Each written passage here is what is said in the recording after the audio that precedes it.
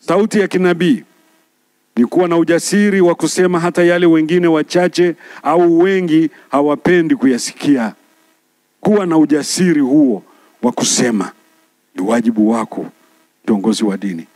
Na moja ya silaha siku hizi zinazotumika kujaribu kupinga ukweli ni kutoa taarifa za uongo na kupotosha taarifa, hasa katika zama hizi za ukuaji wa teknolojia ya habari na mawasiliano. Hapa napenda tukusema, kiongozi wa dini, pamoja katika kufanya jukumu lako hilo, daima simama katika ukweli. Tafuta kujua ukweli hapa ni upi na usimame katika hilo.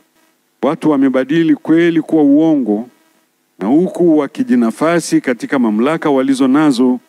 Sikia mahali pengine hata viongozi wa dini tunahusika katika hilo, kupindisha ukweli. Tunafahamu ukweli ni huu, lakini kwa ajili ya maslahi binafsi tunapindisha na tunasimama na kusimamia jambo ambalo tunajua kabisa huu sio ukweli.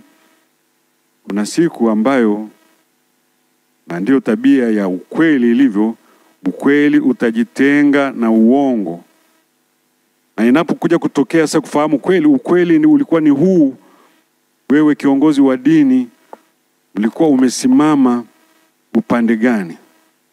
Inawezekana ikachukua muda kutambulika kwamba huyu ni kiongozi wa dini. Alituonya, alitushauri. Lakini kama ulisimama upande wa uongo, wa upotoshaji, kuna siku pia itafika watasema huyu kiongozi wetu wa dini hakusimama katika nafasi yake. Simama imara kwa ajili ya watu wote wenye itikadi tofauti za kidini, kisiasa au kijamii, bila upendeleo. Maanake Mungu amekupa wote hawa, uwatunze. Useme nao bila kificho wala uoga wala kuelemea au kupendelea upande mmoja. Simama kwa uaminifu na Mungu wako. Yeye tu ndiye ajuaye siri za mioyo ya watu. Watu wengi kama nilivyosema wanapendelea kusifiwa, kutukuzwa na kuenziwa hata katika masuala ambayo hayana tija kwa jamii. Naomba viongozi wa dini tusijaribiwe na hilo. Wapendwa viongozi wa dini, mwaka huu ni mwaka wa uchaguzi mkuu katika nchi yetu. Hili ni jambo kubwa sana, ni jambo kubwa sana. Na ndio maana tunahitaji kama viongozi wa dini kwanza kuombea sana maandalizi yote ya uchaguzi mkuu, na hata itakapofikia wakati wa Oktoba kutekeleza, kuombea sana ili uweze kufanyika uchaguzi wa amani, uchaguzi utakaozingatia uhuru wa wananchi wa kuwachagua viongozi wanaowataka. Wachague kwa uhuru na wasingiliwe na mtu yeyote au kubugudhiwa na mtu yeyote. Huu ndio umekuwa wito wetu viongozi wa dini. Tuendelee kufanya hilo. Tuone kwamba uchaguzi utakaofanyika utakuwa wa haki. Asionewe mtu kwa sababu yoyote ile. Haki itendeke kwa mwananchi akitumia nafasi na wajibu wake, haki yake ya kupiga kura. Uchaguzi huru na wa haki ndio msisitizo wetu kama viongozi wa dini.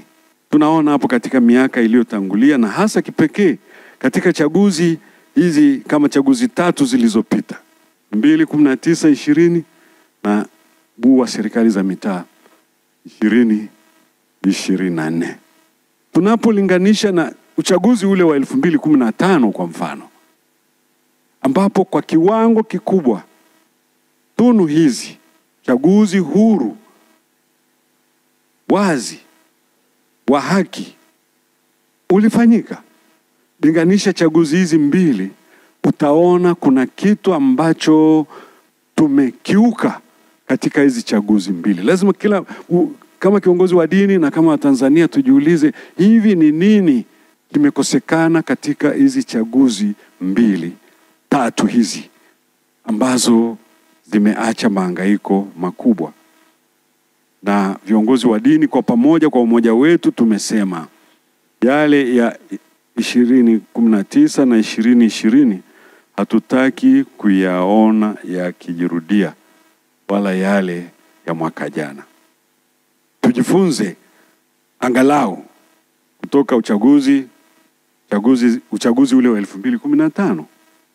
Hata wakati mwingine unasikia watu wanadai mabadiliko ya katiba, mabadiliko ya sheria, ambayo ni process.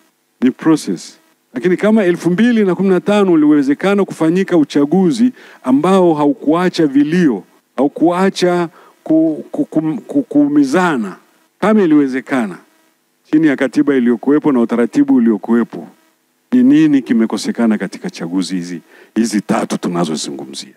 Nafikiri tukijikita hapo tutapata maneno ya kushauri. Nakumbushe viongozi wote wa kitaifa na viongozi wa dini kuwa Watanzania ni watu wa amani, watu tusiopenda vurugu. Na sisi kama viongozi wa dini lazima tujiulize tumejipangaje kuhakikisha kwamba waumini wetu hawa wanatunza tunu hizo kuanzia ngazi ya familia, ngazi ya kitongoji, mtaa, kijiji, kata, wilaya, mkoa, hata taifa.